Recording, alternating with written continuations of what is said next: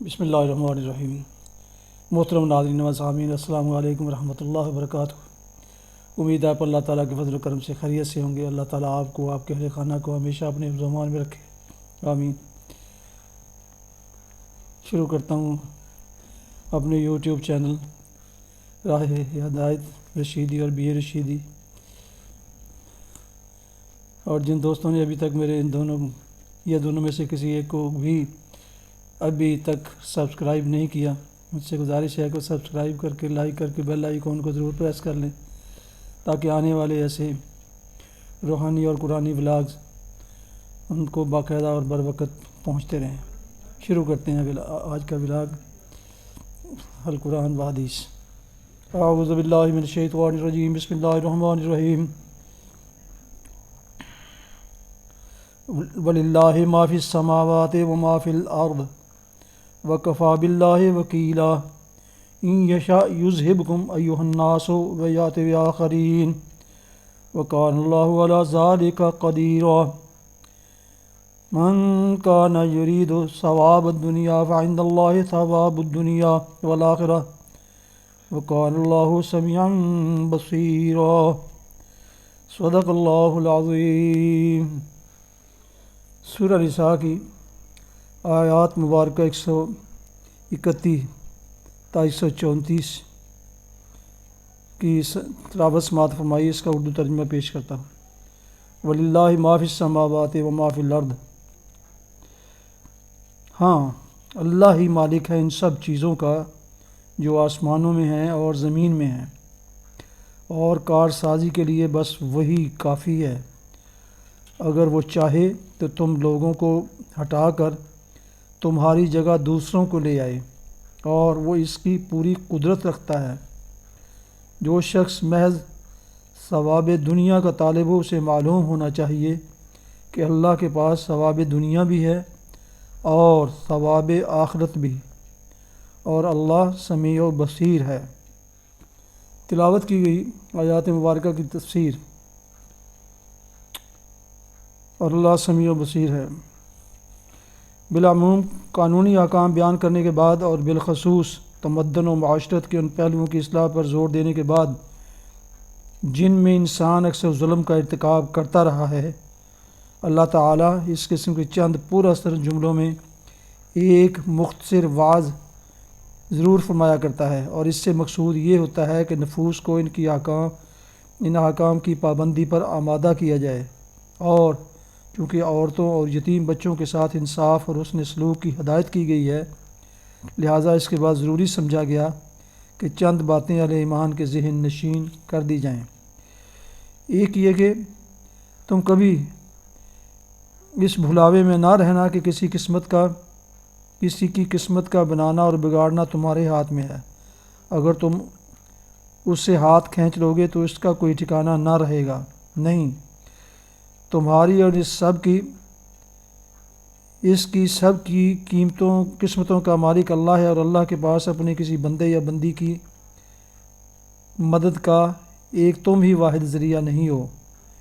اس مالک زمین و آسمان کے ذرائع بے حد وسیع ہیں، اور وہ اپنے ذرائع سے کام لینے کی حکمت بھی رکھتا ہے۔ دوسرے یہ کہ تمہیں اور تمہاری طرح پچھلے تمام انبیاء کی امتوں کو ہمیشہ یہی ہدایت کی جاتی رہی ہے کہ خدا ترسی کے ساتھ کام کرو، اور اس ہدایت کی پیروی میں تمہاری اپنی فلاح ہے، خدا کا کوئی فائدہ نہیں۔ اگر تم اس کی خلاف ورزی کرو گے تو پچھلی تمام امتوں نے نافرمانیاں کر کے خدا کا کیا بگاڑ لیا ہے جو تم بگاڑ سکو گے۔ اس فرما روائے کائنات کو نہ پہلے کسی کی پرواہ تھی، نہ اب تمہاری پرواہ ہے۔ اس کے امر سے انحراف کرو گے تو وہ تم کو ہٹا کر کسی دوسری قوم کو سربلند کر دے گا، اور تمہارے ہٹ جانے سے اس کی سلطنت کی رونق میں کوئی فرق نہ آئے گا۔ تیسرے یہ کہ خدا کے پاس دنیا کے فائدے بھی ہیں اور آخرت کے فائدے بھی، عارضی اور وقتی فائدے بھی ہیں، پائیدار اور دائمی فائدے بھی۔ اب یہ تمہارے اپنے ظرف اور حوصلے اور ہمت کی بات ہے کہ تم اس سے کس قسم کے فائدے چاہتے ہو۔ اگر تم محض دنیا کے چند روزہ فائدوں پر ہی ریجھتے ہو اور ان کی خاطر ابدی زندگی کے فائدوں کو قربان کر دینے کے لیے تیار ہو تو خدا یہی کچھ تم کو یہیں اور بھی دے دے گا، مگر پھر آخرت کے ابدی فائدوں میں تمہارا کوئی حصہ نہ رہے گا۔ دریا تو تمہاری کھیتی کو ابد تک سیراب کرنے کے لیے تیار ہے، مگر یہ تمہارے اپنے ظرف کی تنگی اور حوصلہ کی پستی ہے کہ صرف ایک فصل کی سیرابی کو ابدی خشک سالی کی قیمت پر خریدتے ہو۔ کچھ ظرف میں وسعت ہو تو اطاعت و بندگی کا وہ راستہ اختیار کرو جس سے دنیا اور آخرت دونوں کے فائدے تمہارے حصے میں آ جائیں۔ آخر میں فرمایا اللہ سمیع و بصیر ہے۔ اس کا مطلب یہ ہے کہ اللہ اندھا اور بہرا نہیں ہے، نعوذ باللہ، کہ کسی شاہ بے خبر کی طرح اندھا دھند کام کرے اور اپنی عطا و بخشش میں بھلے اور برے کے درمیان کوئی تمیز نہ کرے۔ وہ پوری باخبری کے ساتھ اپنی اس کائنات پر فرما روائی کر رہا ہے، ہر ایک کے ظرف اور حوصلے پر اس کی نگاہ ہے، ہر ایک کے اوصاف کو وہ جانتا ہے۔ اسے خوب معلوم ہے کہ تم میں سے کون کس راہ میں اپنی محنتیں اور کوششیں صرف کر رہا ہے۔ تم اس کی نافرمانی کا راستہ اختیار کر کے ان بخششوں کی امید نہیں کر سکتے جو اس نے صرف فرما برداری ہی کے لیے مخصوص کی ہیں۔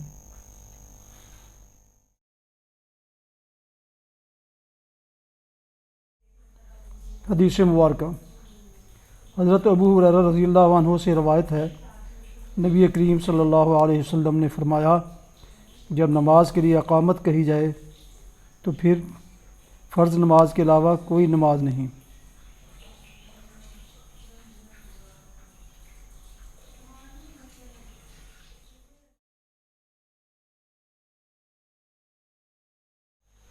محترم ناظرین سامعین، یہ تھا آج کا راہ ہدایت و نجات کے سلسلے کا ولاگ القرآن و حدیث، جس میں آج سورہ النساء کی آیات مبارکہ 132 اور 134 کی تلاوت، ترجمہ اور تفسیر بیان کی گئی۔ اس کے علاوہ ایک حدیث مبارکہ بھی آپ کی خدمت میں پیش کی گئی۔